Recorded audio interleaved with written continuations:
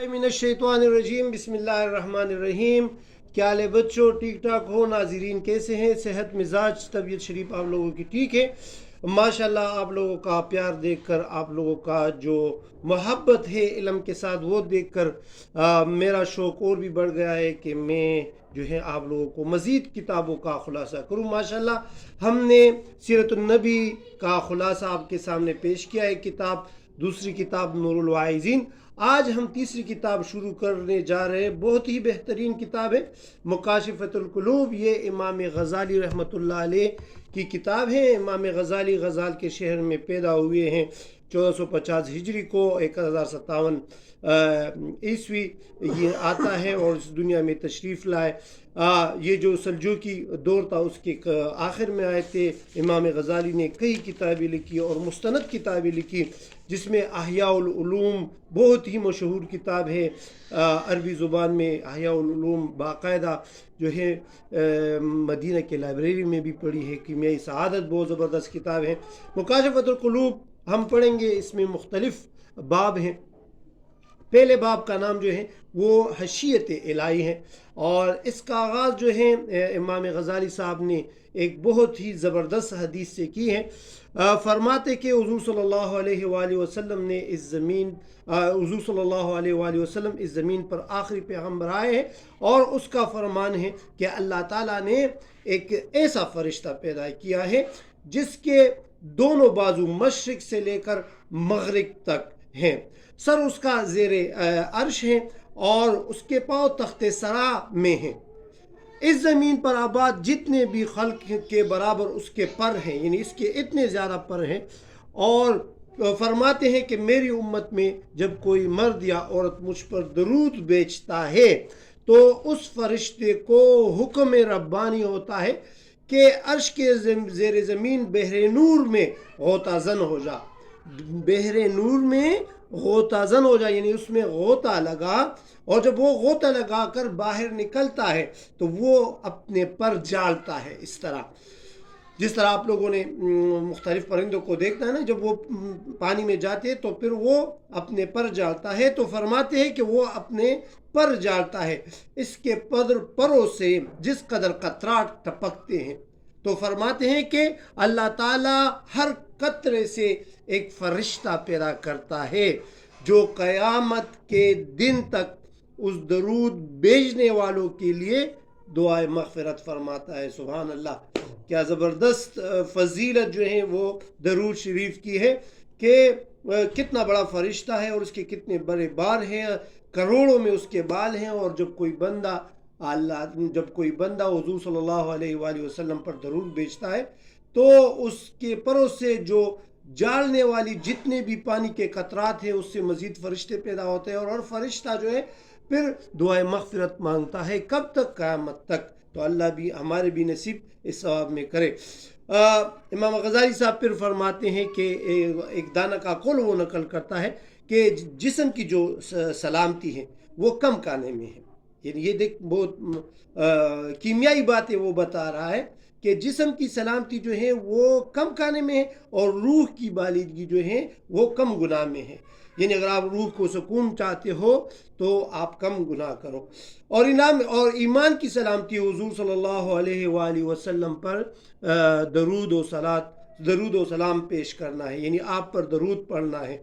फरमाने कायनात है अल्लाह ताला कुरान शरीफ में फरमाते हैं कि या अय्युहल्लज़ीना आमनुत्तक़ुल्लाह वलतंजुर नफ्सुम मा क़द्दमत लिग़द, के ए ईमान वालो अल्लाह का तक़वा, यानी अल्लाह का तक़वा अपने दिल में पैदा करो और देखते हैं आइंदा के लिए कि इंसान आगे क्या बेचता है।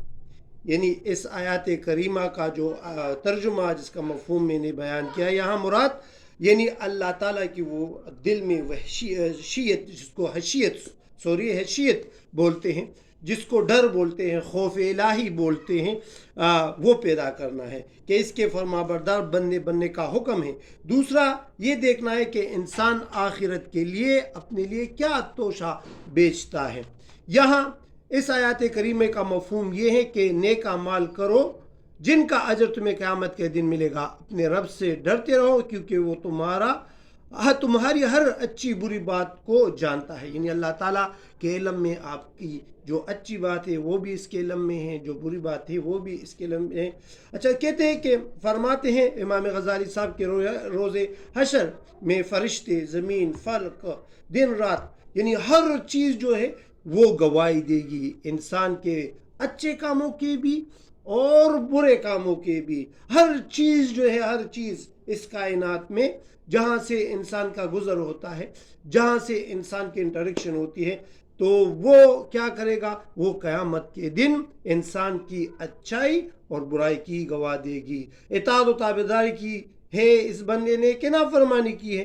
حتیٰ کہ انسان کے جو اپنے اعضاء ہیں نا، فرماتے ہیں کہ قیامت کے دن انسان کا اپنے اعضاء، انگلیاں، ہاتھ، آنکھیں، زبان، یہ ہر چیز جو ہے یہ گواہی دے گی. ایماندار اور متقی اور پرہیزگار انسان کے حق میں زمین گواہی دے گی.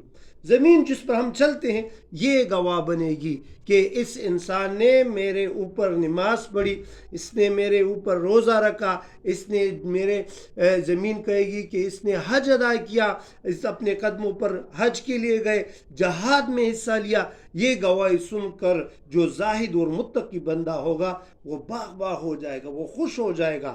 کیوں؟ کیونکہ زمین اس کے حق میں گواہی دے گی. لیکن جب نافرمان کے خلاف زمین کی باری آئے گی تو کہے گا کہ یہ وہ بدبخت ہے جو میرے پیٹھ پر، میرے اوپر جو تھا وہ اللہ تعالیٰ کا شرک کرتا تھا، زنا کرتا تھا، شراب نوشی کرتا تھا اور حرام چیزیں کھاتا تھا. اب اس کے لیے کیا ہے؟ ہلاکت اور بربادی ہے. مالک یوم الدین یعنی اللہ تعالیٰ اس پر کڑا محاسبہ کرے گا. صاحب ایمان وہ ہے جس کے تمام اعضاء کے ساتھ اللہ تعالیٰ سے خوف رکھتا ہو. یعنی یہ تمام یہ حیثیت الہی کسے کہتے ہیں؟ کہ آپ کا ہر لفظ، ہر جز، آپ کی ہر اعضاء، آپ کی انگلی، آپ کا ہاتھ، آپ کی آنکھیں یہ گناہ کرنے سے ڈرے. فرماتے ہیں کہ ابواللیس جو ہے وہ اپنے فقیہ میں فرماتے ہیں کہ 7 باتوں میں اللہ کا خوف کا پتہ چلتا ہے. 7 باتوں میں اللہ تعالیٰ کے خوف کا پتہ چلتا ہے. نمبر ون یہ چیز، اس کی زبان، یعنی اس کی زبان غلط بیانی، غیبت، چغلی، تہمت اور فضول باتوں سے بچی ہو. صحیح ہے؟ پہلی بات یعنی اسی زبان سے اللہ تعالیٰ کا ذکر ہو، تلاوت ہو اور دینی علوم سیکھتے ہو. یعنی دیکھ یہ زبان بھی گواہی دے گی. تو پہلی بات 7 باتوں میں پہلی بات کون سی؟ کہ اس کی زبان غلط بیانی، غیبت، چغل خوری، تہمت اور فضول باتوں سے کیا ہوگی؟ بچے گی.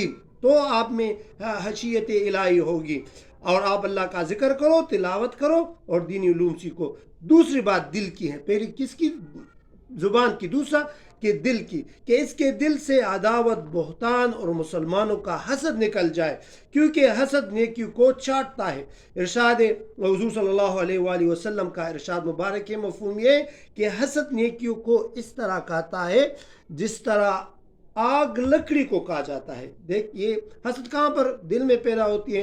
اور جس کے دل میں حسد ہو تو حسد کی مثال کس طرح دی؟ کہ ایسی ہے کہ جس طرح آگ لکڑیوں کو کہا جاتی ہے.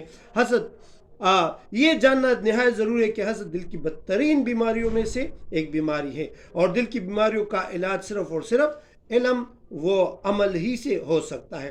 اچھا تیسری بات اس کی نظر کی ہے. صحیح ہے؟ زبان، دل، آنکھ. تیسرا کیا ہے؟ آنکھ.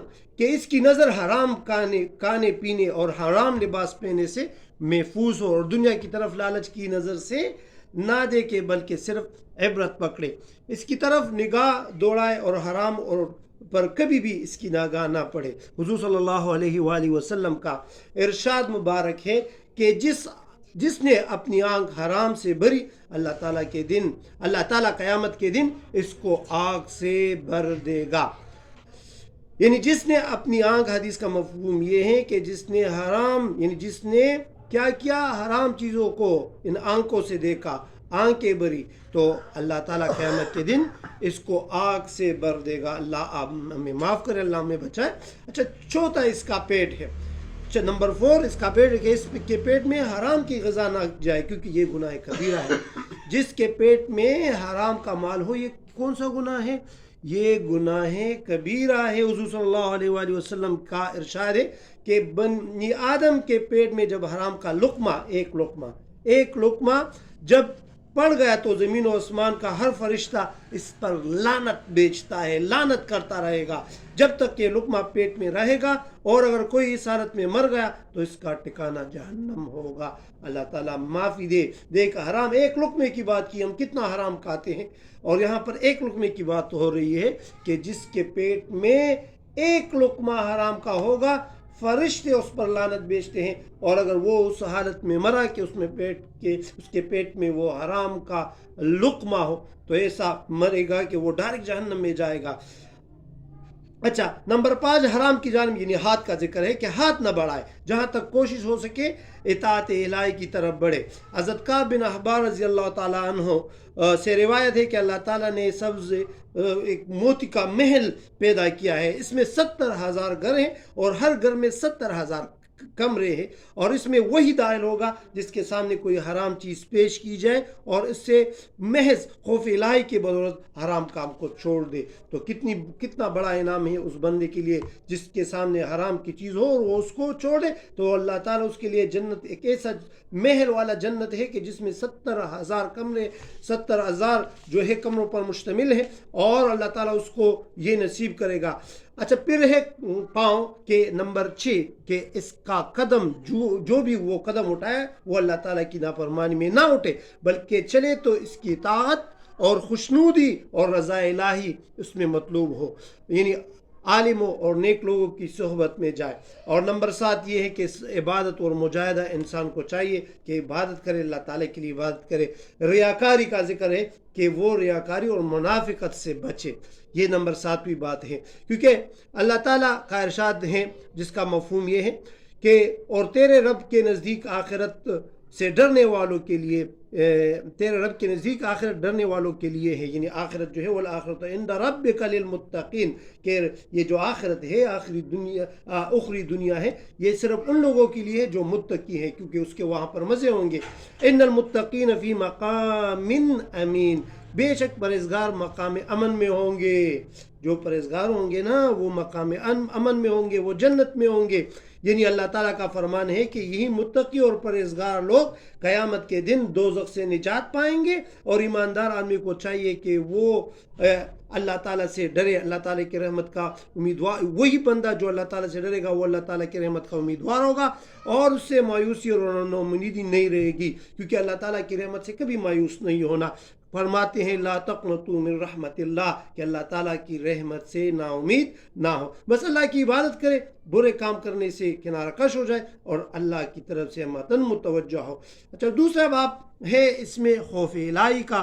خوف الہی کے بارے میں ارشاد ہے جناب علامہ ابو الحیث رحمۃ اللہ علیہ کا ارشاد ہے کہ 7 آسمانوں پر اللہ تعالیٰ کے ایسے فرشتے ہیں کہ انہیں اللہ تعالیٰ نے جب سے پیدا کیا ہے تو وہ سجدے کی حالت میں ہیں، وہ اللہ تعالیٰ کے عذاب سے انتہائی جو ہے خائف ہے، ڈرے ہوئے ہیں۔ قیامت کے دن جب وہ سجدے سے سر اٹھائیں گے تو کہیں گے کہ اے اللہ تو پاک ہے، ہم تیری عبادت کا حق ادا نہیں کر سکے۔ دیکھ، قیامت تک وہ کیا کریں گے، وہ سجدے میں ہوں گے، لیکن پھر بھی کہیں گے کہ سبحانک ما عبدنک حق عبادت کا، کہ ہم نے اے اللہ کوئی آپ کی عبادت کا حق ادا نہیں کیا۔ اس پر ارشاد باری تعالیٰ ہوگا یخافون ربہم من فوقہم ویفعلون ما یؤمرون، کہ وہ فرشتے اپنے رب سے ڈرتے ہیں اور جس چیز کا انہیں حکم دیا گیا ہے وہی کرتے ہیں، اور ایک لمحہ بھی نافرمانی میں نہیں گزارتے۔ حضور صلی اللہ علیہ وآلہ وسلم کا ارشاد ہے کہ جب کوئی بندہ خوف الہی سے کامتا ہے تو اس کے بدن سے گناہ ایسے جڑ جاتے ہیں جیسے درخت کو ہلانے سے اس کے پتے جڑ جاتے ہیں۔ اچھا، ایک حکایت ادھر ہے، یہ غور سے سن لے، بہت ہی زبردست حکایت میں آپ کو بیان کرنے جا رہا ہوں کہ ایک نوجوان ایک عورت کے محبت میں گرفتار ہوا۔ وہ عورت ایک قافلے کے ساتھ باہر سفر پر روانہ ہوئی۔ اس نوجوان کو جب پتہ چلا کہ یہ عورت سفر پر جا رہی ہے تو وہ بھی اس قافلے کے ساتھ ہوا۔ رات کے وقت قافلہ جنگل میں پڑاؤ کے لیے رکا، سب لوگ سو گئے۔ ابھی اس نوجوان نے اس عورت کو ڈھونڈا اور اس سے کہا کہ میں آپ کے محبت میں گرفتار ہوا گیا ہوں، مجھے قافلے کے ہمراہ آپ کی محبت مجھے اس قافلے کی طرف کھینچ لائی۔ اس عورت نے کہا کہ جاؤ پہلے باہر کا جائزہ لو کوئی باہر تو ہے نہیں، اور تسلی کرو پھر آؤ۔ تو وہ شخص باہر جاتا ہے، دیکھتا ہے، دیکھ کے واپس آتا ہے کہ باہر تو کوئی نہیں ہے، سب لوگ سو گئے ہیں۔ وہ عورت فرماتی، وہ عورت نیک تھی، اچھا وہ عورت فرماتی ہے کیا اللہ بھی سو رہا ہے؟ کیا اللہ کو نیند آتی ہے؟ کیا اللہ کو اونگ آتی ہے؟ وہ نوجوان کہتا ہے کہ اللہ تعالیٰ کو تو نہ اونگ آتی ہے اور نہ اس کو نیند آتی ہے۔ تو پھر اس نے کہا کہ تم لوگوں سے ڈرتے ہو لیکن اللہ سے نہیں ڈرتے۔ جب یہ بات اس نوجوان کو سنائی تو وہ نوجوان جو تھا وہ گناہ سے بچ گیا اور وہ دعا کرنے لگا اللہ کے ہاں کہ یا اللہ میرے سارے گناہ معاف کر دے۔ اسی طرح ایک دوسری حکایت ہے کہ بنی اسرائیل میں ایک عابد بندہ تھا جس کی اولاد بہت زیادہ تھی اور وہ زیادہ اولاد ہونے کی وجہ سے بہت تنگ دست ہو گیا۔ وہ عابد، یہ قصہ، یہ حکایت جو ہے یہ حضرت موسیٰ علیہ السلام کے دور کی ہے۔ تو وہ اپنی عورت سے کہتا ہے کہ جاؤ کسی سے کچھ مانگ کے لے آؤ کیونکہ ہمارے بچے بھوکے ہیں، ہمارے ساتھ خوراک کے لیے کچھ نہیں ہے اور ہمارے بچے مر جائیں گے۔ وہ عورت باہر جاتی ہے اور ایک تاجر سے ملتی ہے۔ تاجر جو ہے اس پر خوش سوار ہوتا ہے تو وہ اس کو کہتی ہے کہ تم میری خواہش پوری کر لو تو میں آپ کو گھر کے لیے کچھ دے دوں گا۔ وہ عورت نے انکار کیا اور واپس خالی ہاتھ اپنے گھر آئی، لیکن جب اس نے اپنے بچوں کو مرتے حالت میں دیکھا تو وہ واپس جانے لگی اور جب اس نے بچوں کی یہ حالت دیکھی تو وہ گھبرا گئی اور وہ واپس تاجر کی طرف گئی اور اس کو کہا کہ اے تاجر تم میں اپنی خواہش پوری کرو اور میرے لیے کچھ دو۔ لیکن جو ہی وہ تاجر اس عورت کے قریب گئی وہ عورت کانپنے لگی اور وہ عورت رونے لگی اور اس عورت پر ایک ہیبت سے آ گئی۔ تاجر نے پوچھا کہ کیوں آپ پر خوف زدہ تو کوئی نہیں ہے؟ اس نے کہا کہ میں اللہ کے خوف سے ڈر رہی ہوں، کانپ رہی ہوں۔